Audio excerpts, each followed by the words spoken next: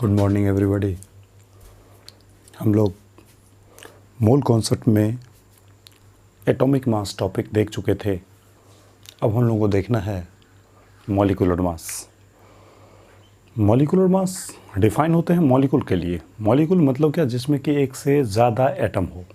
Molecular mass define होते हैं molecule के लिए। और मॉलिक्यूल किसे कहते हैं, तो जिसमें एक से ज़्यादा एटम हो। जैसे वाटर H2, देखिए इसमें हाइड्रोजन के 2 ऑक्सीजन के 1, तो टोटल कितने 3 एटम हो गए। जैसे H2SO4 जिसमें देखिए हाइड्रोजन के 2, सल्फर के 1, ऑक्सीजन के 4, 4 2 6 और 1 7 एटम हो गए। तो मॉलिक्यूल डिफाइन होते हैं एक से ज़्यादा एटम के लिए, तो ये मॉलिक्यूलर मास लागू होता है। इस मॉलिक्यूलर मास में हमें क्या क्या चीज़ का ज़रूरत होगा, उस चीज़ को मैं पहले लिख देता हूँ, उसको थोड़ा ध्यान दीजिएगा। सबसे पहले आपको ये जानकारी आना चाहिए, 1 AMU बराबर 1.67 गुना 10⁻⁻24 ग्राम। 1 AMU बराबर 1.67 गुना 10⁻⁻24 ग्राम, ये आपको आना चाहिए। एक ये भी आना चाहिए, 1 मोल बराबर 6.022 गुना 10⁻23। इंटिटीज़ बोले या स्पेसीज बोले, बात बराबर है। 1 मोल की संख्या इतनी होती है। आपके पास 1 मोल अगर कुछ भी है तो उसकी संख्या इतना हो जाएगा। और मैंने ये बताया था कि इन दोनों ही संख्या को अगर मल्टीप्लाई किया जाए, यूनिट को नहीं मैं बोल रहा हूँ, इस दोनों संख्या का मल्टीप्लिकेशन अगर दिया जाए कि 6.022 गुना 10⁻23 गुना 1.67 गुना 10⁻⁻24, तो इन दोनों संख्या का मल्टीप्लिकेशन कितना होता है, 1 के बराबर होता है। ये 3 लाइन की जानकारी बेहद फ़ायदेमंद होती है। आप इस मॉलिक्यूलर मास में इन 3 लाइन को कई बार इस्तेमाल करेंगे, इसलिए आप इस 3 लाइन को पहले नोट कर लीजिए। मैं आगे की जानकारी आपको देता हूँ। इस 3 लाइन को पहले नोट कर लीजिए।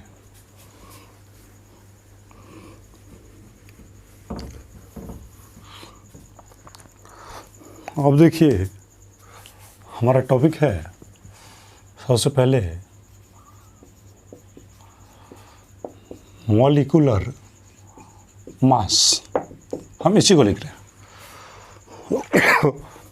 तो कोई मॉलिक्यूल 1 AMU से कितना गुना भारी है, कोई मॉलिक्यूल 1 AMU से कितना गुना भारी है, वही उसका बन जाता है मॉलिक्यूलर मास। अब 1 AMU से कितना गुना भारी है, तो याद है 1 AMU किसे कहते हैं, तो कार्बन 12 जो आइसोटोप है, उसके एक एटम के मास का जो 12वां हिस्सा होगा। कोई कार्बन 12 आइसोटोप लीजिए, उसके एक एटम का मास निकालिए, तो 12 AMU आता है। और उसका 12वां हिस्सा क्या बन जाएगा, 1 AMU बन जाएगा। तो हम डेफिनेशन वही लिखते हैं कि 1 AMU के तुलना में कोई मॉलिक्यूल कितना गुना भारी है। 1 AMU हमारा बटखरा है। 1 AMU के तुलना में मॉलिक्यूल कितना गुना भारी है, उसी को कहते हैं मॉलिक्यूलर मास। तो आइए परिभाषा देखिए, लिखिएगा।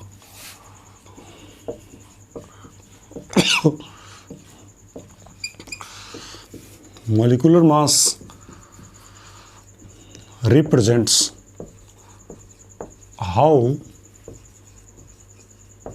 heavy a molecule is। Molecular mass represent मतलब दर्शाता है, बताता है, जानकारी देता है। तो मॉलिक्यूलर मास दर्शाता है क्या, तो हाउ हेवी यानी कितना गुना भारी है। अ मॉलिक्यूल इज, कोई मॉलिक्यूल कितना गुना भारी है किसके तुलना में, तो आगे है रिलेटिव टू किसके तुलना में, तो 1/12 of the mass of a single atom of C12 isotope. देखिए, कार्बन 12 के एक एटम के मास के 12वें हिस्से से कोई कार्बन 12 का एक एटम लीजिए, उस एक एटम के मास का 12वां हिस्सा लीजिए, तो क्या बन जाता है? 1 mu बन जाता है। तो उस 1 mu के तुलना में मॉलिक्यूल कितना गुना भारी है, इसी को हम कहते हैं मॉलिक्यूलर मास। अब ये 1 mu कैसे डिफाइन होगा? तो वही ये जो इतना देख रहे हैं, 1/12 of the mass of single atom of carbon 12 isotope. Carbon 12 isotope के सिंगल एटम, एक एटम के मास का जो 12वां हिस्सा होता है, कोई कार्बन 12 का एटम लीजिए, उसके एक एटम का टोटल मास निकालिए, और उस टोटल मास का जो 12वां हिस्सा होता है वही क्या बनता है? 1 mu बनता है। तो इसी को हम चाहें तो 1 mu भी लिख सकते हैं। ये पूरे जो इतना बड़ा जानकारी है ये 1 mu के बराबर ही है। तो इस 1 mu रिलेटिव यानी के तुलना में मॉलिक्यूल हाउ हैवी, मॉलिक्यूल कितना गुना भारी है, वही रिप्रेजेंट करता है किसको? मॉलिक्यूलर मास को। तो लाइन यही है हमारा कि मॉलिक्यूलर मास रिप्रेजेंट्स, यानी मॉलिक्यूलर मास दर्शाता है how heavy a molecule is, कोई मॉलिक्यूल कितना गुना भारी है रिलेटिव टू, किसके तुलना में? तो इस वाले डाटा के तुलना में। तो ये जो डाटा है अंडरलाइन किया हुआ, ये क्या बताता है? 1 mu। कैसे? तो कार्बन 12 आइसोटोप के एक एटम के मास का जो 12वां हिस्सा होगा वही बन जाता है 1 mu। तो वही 1 mu के तुलना में मॉलिक्यूल कितना गुना भारी है, इसी को कहा जाता है मॉलिक्यूलर मास। बाद में कि ये जानकारी आपको दिया हुआ है, अब मैं इस जानकारी का इस्तेमाल भी करूँगा। तो इसी परिभाषा को हम चाहें तो दूसरे शब्दों में भी व्यक्त कर सकते हैं। इसको और करके लिख सकते हैं क्या? तो ऐसे, molecular mass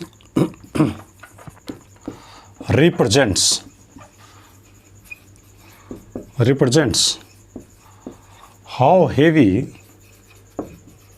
a molecule is, how heavy a molecule is relative to 1 mu।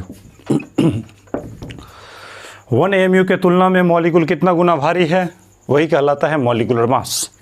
1 mu के तुलना में मॉलिक्यूल कितना गुना भारी है, वही कहलाता है मॉलिक्यूलर मास। जैसे देखिए, मैं एक छोटा सा जानकारी देता हूँ। कोई मास्टर जी पढ़ाते हैं बच्चों को, तो बच्चा का वज़न है 25 kg, बच्चा है 25 किलोआ और गुरुजी हैं 50 किलोआ, और आपसे बोल दिया जाए बच्चा के तुलना में मास्टर कितना गुना भारी है, तो आप फटक से क्या करेंगे? बट्टा लगा देंगे और बोलेंगे केजी कट गया, 25 दूनी 50 यानी 2 गुना भारी है। बच्चा के तुलना में मास्टर कितना गुना भारी है, तो उसी टाइप से देखिए, बच्चा के तुलना में तो जिससे तुलना करते हैं उसको नीचे रखते हैं, और मास्टर कितना गुना भारी है तो मास्टर के वज़न को ऊपर, और बच्चा से कितना गुना भारी है तो बच्चा के वज़न को नीचे। हमारे कहने का मतलब यही है कि जिससे तुलना करते हैं उसको नीचे रखते हैं, और जिसको तुलना करते हैं उसको ऊपर रखते हैं। तो हम भी तो यही बोल रहे हैं ना कि 1 mu के तुलना में, यानी जैसे बच्चा के तुलना में तो बच्चा के वज़न को ऊपर, नीचे, बच्चा के तुलना में तो बच्चा के वज़न को नीचे, मास्टर कितना गुना भारी है तो मास्टर के वज़न को ऊपर। उसी प्रकार से 1 mu के तुलना में तो 1 mu को नीचे, मॉलिक्यूल कितना गुना भारी है तो मॉलिक्यूल के वज़न को ऊपर। तो 1 mu के तुलना में मॉलिक्यूल कितना गुना भारी है, वही कहलाता है मॉलिक्यूलर मास। यानी 1 mu से तुलना कर रहे हैं, जैसे बच्चा से तुलना करते हैं तो बच्चा को नीचे, मास्टर को तुलना करते हैं तो मास्टर को ऊपर। उसी प्रकार से 1 mu से तुलना करते हैं तो 1 mu को नीचे, और मॉलिक्यूल के मास को तुलना करते हैं तो मॉलिक्यूल के वज़न को ऊपर रख देंगे। ये हमारा बन जाएगा मॉलिक्यूलर मास। तो लाइन बोल रहा है रिलेटिव टू 1 mu, यानी 1 mu रिलेटिव टू यानी के तुलना में, how heavy a molecule is, molecule कितना गुना भारी है, रिप्रेजेंट्स वही दर्शाता है किसको? मॉलिक्यूलर मास को। मॉलिक्यूलर मास को कौन दर्शाएगा? तो मॉलिक्यूलर मास को दर्शाया जाता है कि how heavy a molecule is, कोई मॉलिक्यूल कितना गुना भारी है रिलेटिव टू 1 mu, 1 mu की तुलना में। तो मॉलिक्यूल कितना गुना भारी, तो मॉलिक्यूल के वज़न को ऊपर, और 1 mu से कितना गुना भारी, तो 1 mu को नीचे, और यही क्या बन जाएगा? Molecular mass. यानी हम चाहें तो लिख सकते हैं मॉलिक्यूलर मास बराबर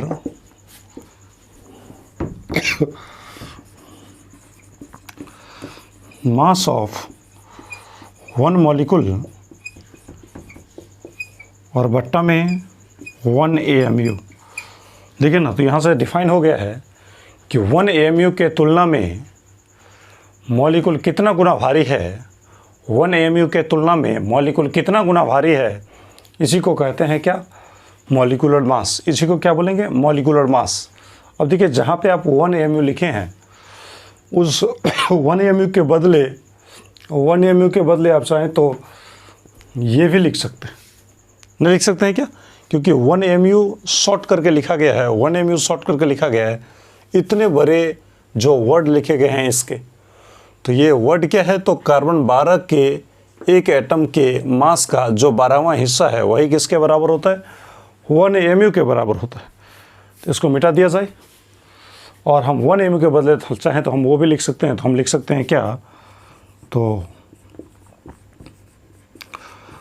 मॉलिक्यूलर मास बराबर लिख सकते हैं कि मास ऑफ 1 मॉलिक्यूल, एक मॉलिक्यूल का मास बट्टा में 1 AMU। 1 AMU को हम क्या लिख सकते हैं? तो लिख सकते हैं 1/12 of mass of single atom of carbon 12 isotope. Carbon 12 isotope के एक एटम के मास का जो 12वां हिस्सा है वही बनता है 1 AMU, और इस 1 AMU के तुलना में मॉलिक्यूल कितना गुना भारी है वही कहलाता है मॉलिक्यूलर मास। देखिए, इस लाइन को हमने क्यों लिखा, इसका ज़रूरत बस एक ही लाइन के लिए है, क्योंकि इससे एक नया लाइन निकलेगा। मॉलिक्यूलर मास क्या होता है? तो सिंपल सा लिखिए। देखिए, ऊपर में एक मॉलिक्यूल का मास है, इसका मतलब ऊपर में क्या रखा गया है? मास रखा गया है। और नीचे में भी क्या रखा गया है? मास रखा गया है। और मास मतलब मास का एक रेशियो होता है मॉलिक्यूलर मास। मॉलिक्यूलर मास निकालने के लिए ऊपर में भी आप मास रखें और नीचे में भी मास रखें। यानी अगर ऊपर में ग्राम तो नीचे भी ग्राम कैंसिल हो जाएगा, ऊपर में केजी नीचे भी केजी कैंसिल हो जाएगा, ऊपर में AMU नीचे भी AMU कैंसिल हो जाएगा, ऊपर में क्विंटल नीचे भी क्विंटल कैंसिल हो जाएगा। तो मेरे कहने का मतलब ये है कि जो मॉलिक्यूलर मास होता है ये 2 प्रकार के मास का रेशियो होता है। और रेशियो होगा तो ऊपर में जो यूनिट रखा जाएगा ग्राम, नीचे भी वही यूनिट रखेंगे ग्राम, तो कट जाएगा। तो इसका मतलब बिना यूनिट का बन जाएगा, यूनिट तो कट गया। इसलिए मॉलिक्यूलर मास को कहा जाता है कि ये एक यूनिटलेस क्वांटिटी होती है। तो हम यहाँ से लिख सकते हैं, एक छोटा सा लाइन आप कॉपी में कहीं पे लिख दीजिए, इंपॉर्टेंट नोट करके, कि इस लाइन के बाद नहीं, आप कॉपी में कहीं भी लिख लीजिए, बड़े काम का लाइन है कि मॉलिक्यूलर मास इज ए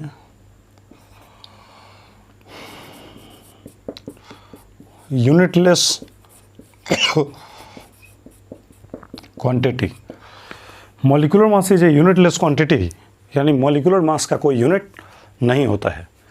ये लाइन आप लिख लीजिए, वेरी इंपॉर्टेंट लाइन है, क्योंकि कोई अगर आपको बोल दे कि मॉलिक्यूलर मास का यूनिट क्या होता है, तो आप उसे इस बात को एक्सप्लेनेशन दे सकते हैं कि मॉलिक्यूलर मास का यूनिट नहीं होता है। क्यों नहीं होता है? तो मॉलिक्यूलर मास वाकई में 2 मास का रेशियो होता है। रेशियो होगा तो मास का यूनिट और मास का यूनिट तो कैंसिल हो जाएगा, इसलिए मॉलिक्यूलर मास का कोई यूनिट नहीं होता है। देखिए, इसको मिटा देते, लिख लिए होंगे, नोट कर लीजिए। मॉलिक्यूलर मास बराबर मास ऑफ 1 मॉलिक्यूल बट्टा में 1/12 of the mass of single atom of carbon 12 isotope, इसको नोट कर लीजिए। अब देखिए, हम चाहें तो इसको अब अगले टर्म में इसको एक्सप्लेनेशन दे सकते हैं।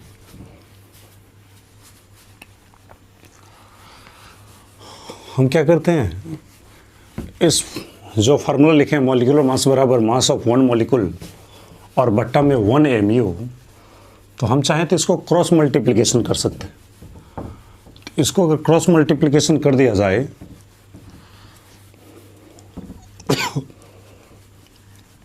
तो क्रॉस मल्टीप्लिकेशन करने के बाद ये आ जाता है क्या चीज़, मॉलिक्यूलर मास को गुना हो जाएगा 1 mu से, तो यहाँ पे आ जाएगा मॉलिक्यूलर मास और गुना में हो जाएगा 1 AMU।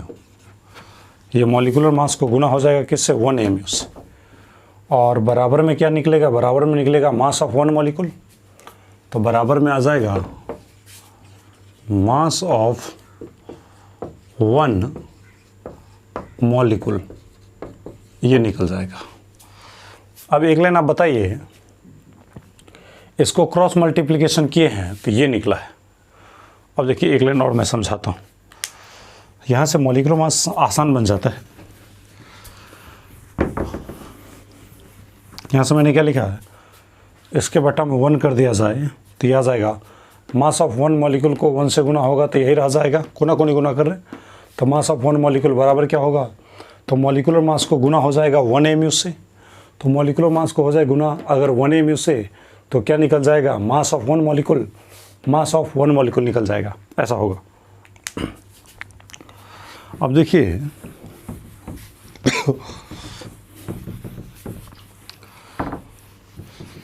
इसको अगर हम एक्सप्लेन करें तो ऐसे भी आप एक्सप्लेन कर सकते हैं कि इसको हम उधर ले जाते हैं और उसको इधर ले जाते हैं।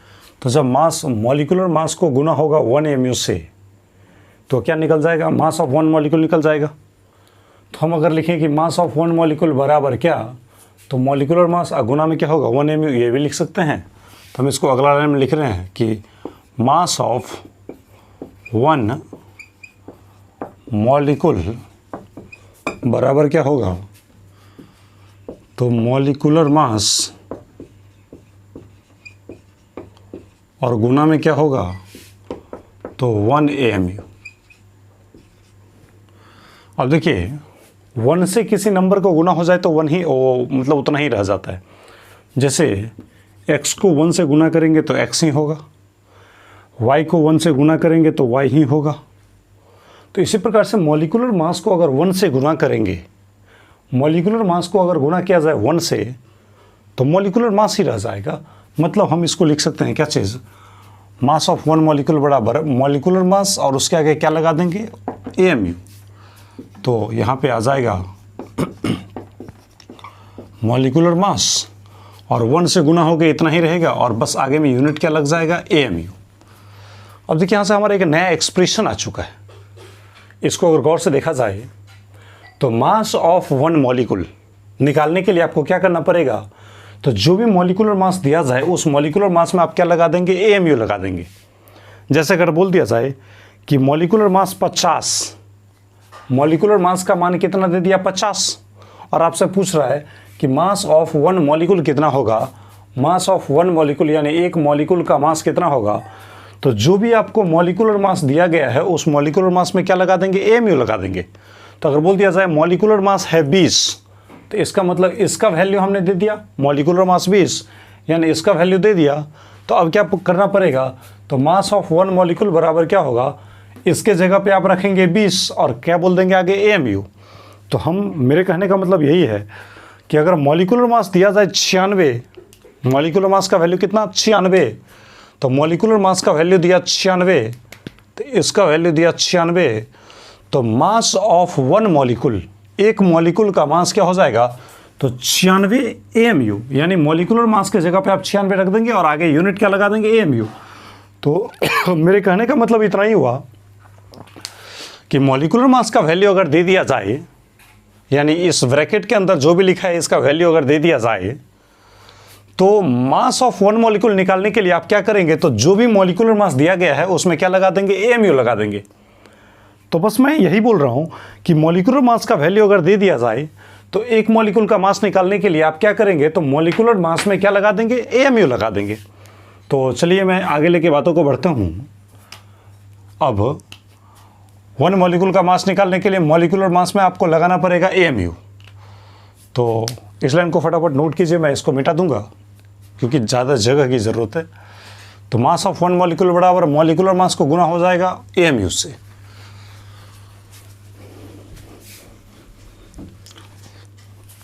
हम इसी लाइन को, ये लाइन को थोड़ा ऊपर लिख देते हैं।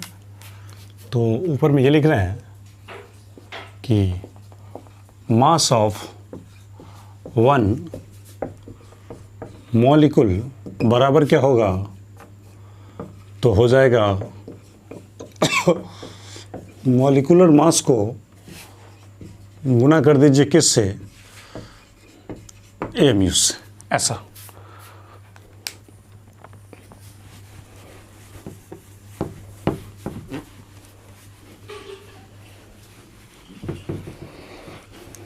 अब देखिए एक लाइन फिर से हम यहाँ ये भी लिख सकते हैं कि लेट, माना कि सपोज दैट, माना कि मॉलिक्यूलर मास बराबर 18। मान लिया कि कोई मॉलिक्यूल है जिसका मॉलिक्यूलर मास है कितना, 18। आप मान सकते हैं 18 के बदले 20, 20 के बदले 50, 50 के बदले x, y, z कुछ भी मान सकते हैं। तो माना कि मॉलिक्यूलर मास कितना, 18। तो मॉलिक्यूलर मास आपको दे दिया गया 18। तो अगर हम मास ऑफ वन मॉलिक्यूल निकाले तो मॉलिक्यूलर मास में क्या लगाना पड़ता है, एएमयू। तो हम यहाँ से ये बोल सकते हैं कि मास ऑफ वन मॉलिक्यूल बराबर क्या होगा, 18 एएमयू, ऐसा हो जाएगा। मास ऑफ वन मॉलिक्यूल हो जाएगा 18 एएमयू। अब देखिए हम इसको चाहें तो दूसरे टर्म में भी एक्सप्लेन कर सकते हैं कि मास ऑफ वन मॉलिक्यूल अगर हम निकालें तो मास ऑफ वन मॉलिक्यूल निकालने के लिए 18 एएमयू आपने लिखा है, तो हम इसको लिख सकते हैं 18 गुना 1 एएमयू। अब देखिए इससे फ़ायदा क्या हुआ, तो आपको थोड़ा समझ में ज़्यादा आएगा कॉन्सेप्ट कि एक मॉलिक्यूल का मास निकालने के लिए 18 गुना 1 एएमयू, तो दो मॉलिक्यूल का मास निकालेंगे तो 18 गुना 2 एएमयू यानी 36 एएमयू। एक मॉलिक्यूल का मास है 18 गुना 1 एएमयू, तो दो मॉलिक्यूल का मास क्या होगा, 18 गुना 2 एएमयू। तो 5 मॉलिक्यूल का मास 18 गुना 5 एएमयू। 10 मॉलिक्यूल का मास 18 गुना 10 एएमयू। एक दर्जन मॉलिक्यूल का मास 18 गुना 12 एएमयू। ज़रा सोचिए, एक दर्जन में कितना होता है, 12। उसी प्रकार से एक मोल में कितना होता है, तो 6.022 गुना 10 का पावर 23 होता है। तो एक दर्जन के लिए आपको गुना करना पड़ता है किससे, 12 से। उसी प्रकार से जब एक दर्जन में निकालने के लिए 12 से गुना करते हैं तो एक मूल में निकालने के लिए 6.022 गुना 10 का पावर 23 से गुना करेंगे। लाइन समझ रहे होंगे। तो मैंने बोला एक मॉलिक्यूल का मास है 18 गुना 1 एएमयू, तो एक दर्जन मॉलिक्यूल का मास होगा, एक दर्जन यानी किससे गुना, 12 से होगा। तो एक दर्जन मॉलिक्यूल का मास होगा 18 गुना 12 एएमयू। तो उसी प्रकार से एक मोल मॉलिक्यूल का मास होगा तो 18 गुना इतना एएमयू यानी 6.022 गुना 10 का पावर 23 एएमयू। तो हम एक दर्जन का नहीं, एक मोल का निकालते हैं, तो आ जाएगा मास ऑफ 1 मोल मॉलिक्यूल बराबर 18 गुना 6.022 गुना 10 का पावर 23 एएमयू। 18 को 1 मोल में जो नंबर है उसे गुना कर देंगे तो 18 गुना इतना एएमयू, ये बन जाएगा। अब देखिए एक एएमयू में 1.67 गुना 10 का पावर -24 ग्राम होता है। एक एएमयू में 1.67 गुना 10 का पावर -24 ग्राम, इसका नाम मैंने रखा है x। अब इतना बड़ा नंबर है, बोलने में टाइम लगता है। 1.67 गुना 10 का पावर -24 ग्राम, तो इसका नाम मैंने क्या रख लिया, x। तो 1 एमयू में कितना ग्राम, तो आप बोलेंगे इतना ग्राम, इतना का नाम क्या रख लिया है x, यानी 1 एमयू में x ग्राम, तो 2 एमयू में 2 गुना x ग्राम, 5 एमयू में 5 गुना x ग्राम, 20 एमयू में 20 गुना x ग्राम। तो इतना एमयू में, इतना एमयू लिखा हुआ है, तो इतना एमयू में तो इतना गुना x ग्राम, यानी इस एमयू को ग्राम में बदलने के लिए इतना को गुना करना पड़ेगा इस x से, x से मतलब इससे गुना करना पड़ेगा। सोचिए फिर से एक लाइन, मैंने क्या बोला, 1 एमयू में, चलो इसका नाम बदल देते हैं, 1 एमयू में इसका नाम रखते हैं क्या चीज़, इतना, और इसका नाम रखते हैं इतनी, चलेगा। 1 एमयू में इतना ग्राम, इस पूरे नंबर का नाम रखे हैं इतना, बोलने में टाइम लगेगा इसलिए। तो 1 एमयू में इतना ग्राम, तो 2 एमयू में 2 गुना इतना ग्राम, 5 एमयू में 5 एमयू में 5 गुना इतना ग्राम, 10 एमयू में 10 गुना इतना ग्राम, तो इतनी एमयू में इतनी गुना इतना ग्राम, ये आ जाएगा। तो अब आप समझ गए होंगे इतनी गुना इतना, तो इतनी गुना इतना ग्राम, तो इतनी को पहले लिखिए, तो 18 गुना 6.022 गुना 10 का पावर 23, तो हो गया इतनी गुना इतना 1.67 गुना 10 का पावर -24, इतना गुना इतना, ये है इतनी गुना इतना ग्राम, ये आ जाएगा। अब देखिए, तो इसको देखने से आपके दिमाग में कुछ कुछ बातें आ गया होगा। इसमें मैं काम का चीज़ एक लाइन आपको दिखा रहा हूँ कि आप ही बताइए, स्टार्ट होने से पहले टॉपिक मैंने ये बताया था कि 6.022 गुना 10 का पावर 23 और 1.67 गुना 10 का पावर -24, इन दोनों ही संख्या का मल्टीप्लिकेशन किसके बराबर होता है, 1 के बराबर होता है। तो इसको मैंने लिख दिया क्या चीज़, 18 गुना 1 ग्राम, क्योंकि 1 कहाँ से आया, तो ये इतने बड़े जो नंबर है, इन दोनों नंबर का मल्टीप्लिकेशन कितना आता है, लगभग 1 आता है। तो 18 गुना 1 ग्राम हो जाएगा। देखिए, अब इसको आप दूसरे टॉपिक से समझ सकते हैं कि 1 मोल मॉलिक्यूल का मास बराबर क्या होगा, 18 गुना 1 ग्राम। तो 1 मोल का मास होगा 18 गुना 1 ग्राम, तो 2 मोल का मास होगा 18 गुना 2 ग्राम, तो 5 मोल का मास होगा 18 गुना 5 ग्राम, तो 20 मोल का मास होगा 18 गुना 20 ग्राम। तो इससे क्या फ़ायदा मिल रहा है, तो 1 मोल के लिए 1 से गुना, 2 मोल के लिए 2 से गुना, 4 मोल के लिए 4 से गुना, 10 मोल के लिए 10 से गुना, x मोल के लिए x से गुना, यानी ये जो 1 है, ये 1 किसके जगह पे लिखा है, तो मोल के स्थान पे लिखा है। आप जितना मोल लेते हैं उसका वैल्यू यहाँ पे रखना पड़ता है। 5 मोल लेंगे तो 5 यहाँ रखिए, 20 मोल लेंगे तो 20 यहाँ रखिए, 10 मोल लेंगे तो 10 यहाँ रखिए। तो जितना मोल आप लेते हैं उस मोल को आप यहाँ पे रखते हैं। तो मेरे कहने का मतलब यही है कि ये जो स्थान है, ये किसका स्थान है, मोल का स्थान है। तो मैंने लिख दिया ये जो है 1, ये 1 किसका स्थान है, मोल का स्थान है, गुना। अब देखिए 18 18 18 18 18, ये 18 क्या माने थे, मॉलिक्यूलर मास माने थे। लेट माना कि मॉलिक्यूलर मास कितना 18, तो ये 18 के बदले हम क्या लिख सकते हैं, मॉलिक्यूलर मास लिख सकते हैं। तो 18 के बदले हम लिख सकते हैं मॉलिक्यूलर मास। 18 के बदले लिख दिया मॉलिक्यूलर मास, 18 के बदले लिख दिया मॉलिक्यूलर मास। और बताइए, मॉलिक्यूलर मास को अगर मोल से गुना हो जाए, 1 मोल के लिए आप 1 से गुना किए थे, 2 मोल का मास निकालेंगे तो 2 से गुना, 5 मोल का मास निकालेंगे तो 5 से गुना, ऐसा होता है। तो मॉलिक्यूलर, ये 18 18 18 18 18 18 क्या होता है, मॉलिक्यूलर मास होता है। तो मॉलिक्यूलर मास को अगर गुना कर दिया जाए मोल से, तो मॉलिक्यूलर मास को गुना कर दिया जाए मोल से, तो क्या निकल जाता है, मास निकल जाता है। तो आपको निकल जाएगा क्या चीज़, मास निकल जाएगा। और वो भी मास निकलेगा किस में, तो आप देख रहे हैं ग्राम में, मास निकलेगा किस में, ग्राम में। इसका मतलब ये आपको एक क्वांटिटी निकल गया, ये अपने आप में एक फार्मूला निकल गया क्या तो फार्मूला चुका है कि मॉलिक्यूलर मास को अगर गुना कर दिया जाए मोल से, तो क्या निकलता है, मास निकलता है, वो भी किस में, ग्राम में। तो अगर मोल निकालना हो तो मोल निकालने के लिए क्या करेंगे, मास ग्राम में, आप बट्टा में क्या लिखेंगे, मॉलिक्यूलर मास। नहीं आता है क्या, मोल अगर निकालना होगा तो मोल बराबर क्या होगा, ये गुना में है, मॉलिक्यूलर मास गुना में है, तो उसको यहाँ से किस में डालेंगे, भागा में डालेंगे। तो मास को ग्राम में रखेंगे और बट्टा में क्या हो जाएगा, मॉलिक्यूलर मास। तो यहाँ से हमारा निकल जाएगा फार्मूला क्या चीज़, तो मोल बराबर क्या, तो मास ग्राम में मास ग्राम में और बट्टा में क्या हो जाएगा, मॉलिक्यूलर मास।